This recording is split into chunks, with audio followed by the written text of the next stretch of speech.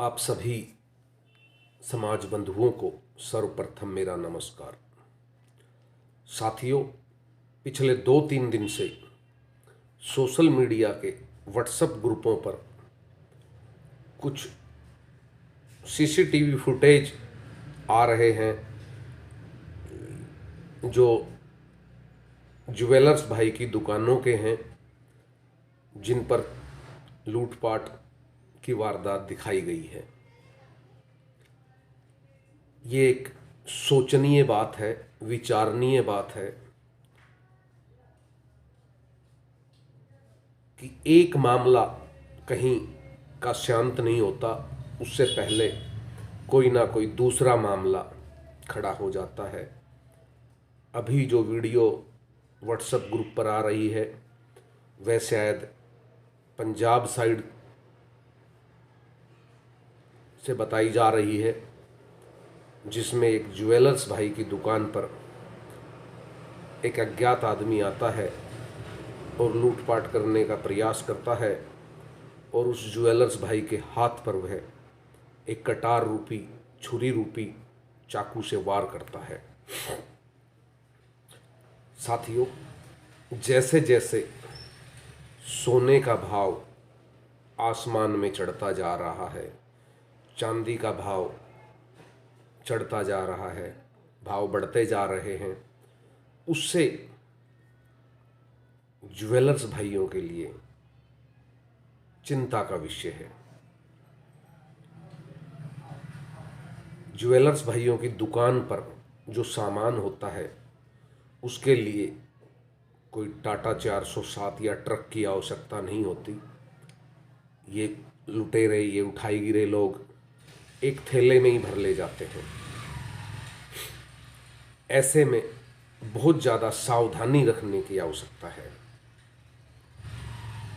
सावधानी बरतने की आवश्यकता है। ये बढ़ते भाव चिंता का विषय है, बड़ा कारण है ये बढ़ते भाव इस तरह की वारदातों को अंजाम देने के लिए। ऐसे में मेरे ज्वेलर्स भाइयों को चाहिए कि वे सावधानी बरतें। दुकान पर जब आप बैठते हैं तो अपनी गद्दी के आसपास कम से कम एक मजबूत डंडा रखें या लोहे की रॉड रखें। हम लूटने के लिए नहीं बैठे हैं, अपनी सुरक्षा करना भी हमारा अधिकार है कि हम लूटने के लिए ही बैठे हैं ना। अपनी सुरक्षा करना, अपना बचाव करना भी हमारा अधिकार है। जिन भाइयों के यहाँ सीसीटीवी कैमरे लगे हैं, अपने सीसीटीवी कैमरे को 24 घंटे चालू रखें, सावधानी बरतें और सावधान रहें। इसके साथ साथ अभी कड़ाके की ठंड शुरू हो गई है और धुंध और कोहरा भी प्रारंभ हो गया है। ऐसे में जब दुकान बढ़ाकर अपने घर जाएं तो अपनी दुकान की सेफ्टी करें।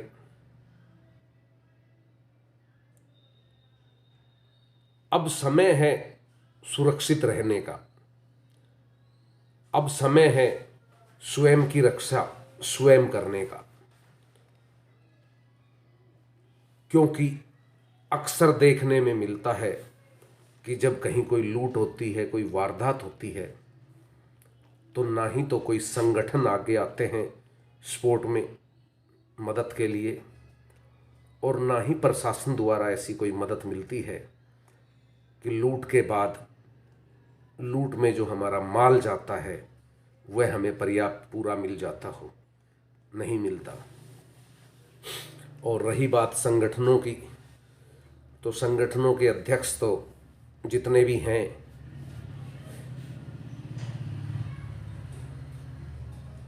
मेरे ख्याल में तो शायद वह किसी भाई के यहाँ जाकर भी नहीं देखते होंगे कि उस भाई के साथ लूट हुई तो उसका क्या नुकसान हुआ, कैसे हुआ, क्यों हुआ, प्रशासन से कोई मदद उसकी कराई जाए या उसके लिए आवाज़ उठाई जाए, ऐसा कुछ नहीं देखा जाता।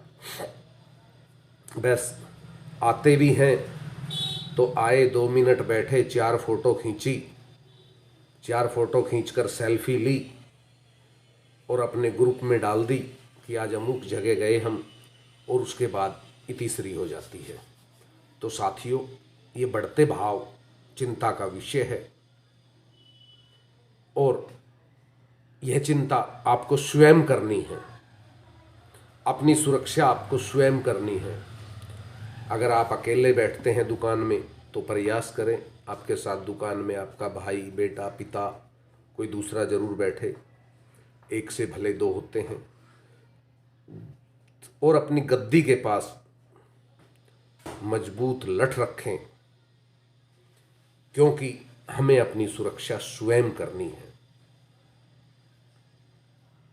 मैं तो यही कहूँगा, इन बढ़ते भावों में सावधानी रखें, सावधानी बरतें। और जो अब ये कोहरा और धुंध हो रहा है, इसमें भी सावधानी रखें, सावधानी बरतें, क्योंकि अमूमन ऐसे धुंध और कोहरे के टाइम पर घटनाएं घटती हैं चोरी चकारी की। तो सावधानी बरतें और सावधान रहें। आप सावधान हैं तो आपका परिवार सुरक्षित है। आप सावधान हैं तो आपका व्यापार सुरक्षित है। आप सावधान हैं तो आपकी दुकान सुरक्षित है। आप सावधान हैं तो आपके बच्चे सुरक्षित हैं। और आप सावधान हैं तो आप स्वयं सुरक्षित हैं। इसलिए सावधानी बरतें और सावधान रहें। हम माता रानी से दुआ करते हैं कि आप लोग आराम से अपना व्यापार करें, से सुरक्षित होकर व्यापार करें।